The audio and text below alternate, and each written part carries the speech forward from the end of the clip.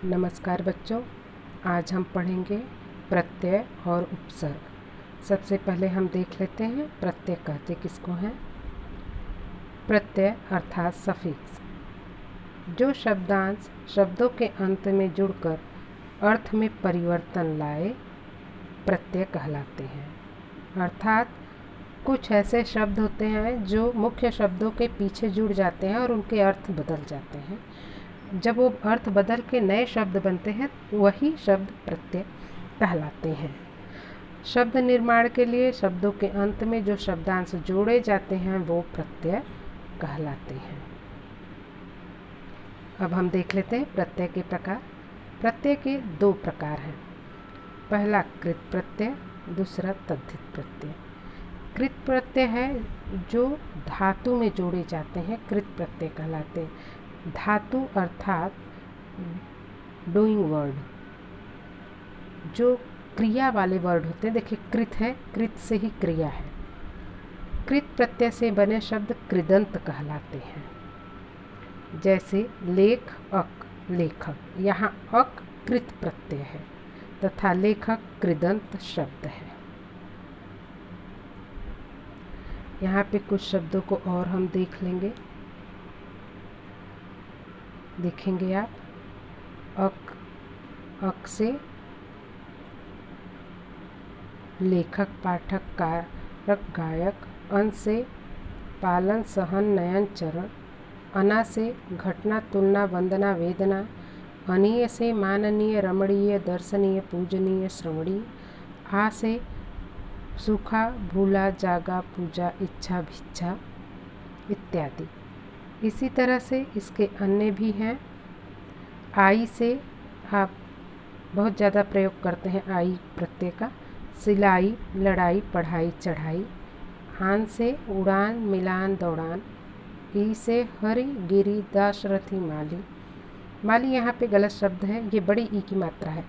ये बड़ी ई की मात्रा वाली प्रत्यय होगी, छोटी ई की नहीं। इया, छलिया, जड़िया, बढ़िया, घटिया। इत, पठित, व्यथित, फलित, पुष्पित। इत्र, पवित्र, चरित्र, खनित। इयल, अड़ियल, मरियल, सड़ियल।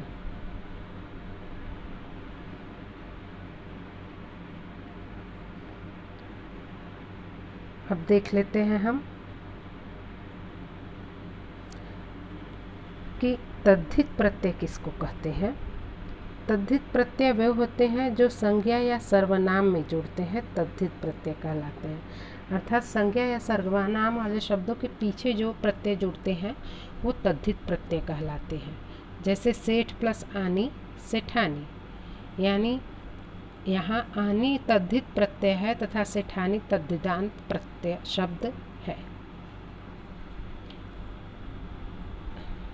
देखिए यहाँ पे कुछ शब्द हैं जो संज्ञा है, जैसे पछताना, जगना, पछताई, जगाई।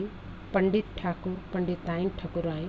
पंडित ठाकुर, लड़, चतुर, औरा, चौड़ा। पंडिताई, ठकुराई, लड़ाई, चतुराई, चौड़ाई। सेठ, नौकर, मत। सेठानी, नौकरानी, मथानी।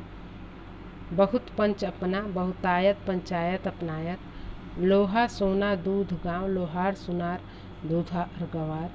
चिकना, झबरा, चिल, कड़वा। चिकनाहट, घबराहट, चिल्लाहट, कड़वाहट।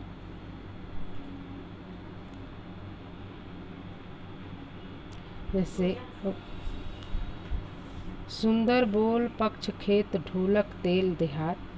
सुंदरी बोली, पक्षी, खेती, ढोलकी, तेली, देहाती। ग्राम, कुल, ग्रामीण, कुलीन।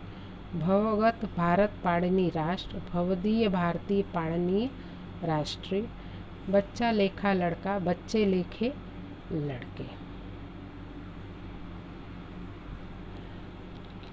अब हम पढ़ लेते हैं उपसर्ग किसको कहते हैं।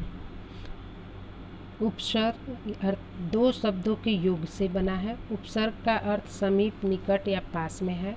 सर्ग का अर्थ है सृष्टि करना या निर्माण करना। उपसर्गों का स्वतंत्र अस्तित्व न होते हुए भी वे अन्य शब्दों के साथ मिलकर उनके एक विशेष अर्थ का बोध कराते हैं। उपसर्ग शब्द के पहले आते हैं, ये सबसे ज़्यादा इम्पॉर्टेंट है। उपसर्ग शब्द के पहले आते हैं। उनसे कुछ उदाहरण देख लीजिए।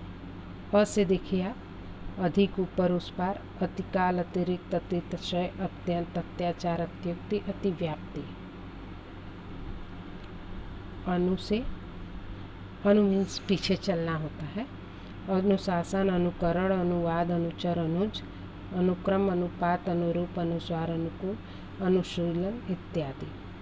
अप से अपमान, अपशब्द, अपहरण, अपराध, अपकार, अपभ्रंश, अपकृति, अपयश।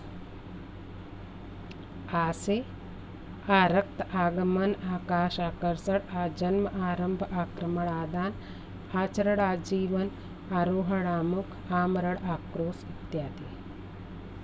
खुश से खुशबू, खुशदिल, खुशकिस्मत, खुशहाल, खुशखबरी इत्यादि।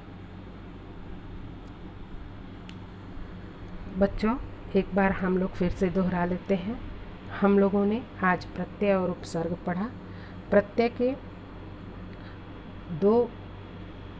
के दो प्रकार हैं, एक कृत प्रत्यय और एक तद्धित प्रत्यय।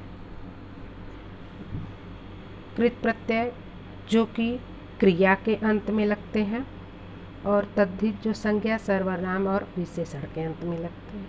उपसर्ग हमने पढ़ा जो कि सफिक्स है, प्रीफिक्स है, और वो शब्दों के पहले लगता है और पहले लग के वो एक नए शब्द का निर्माण करता है।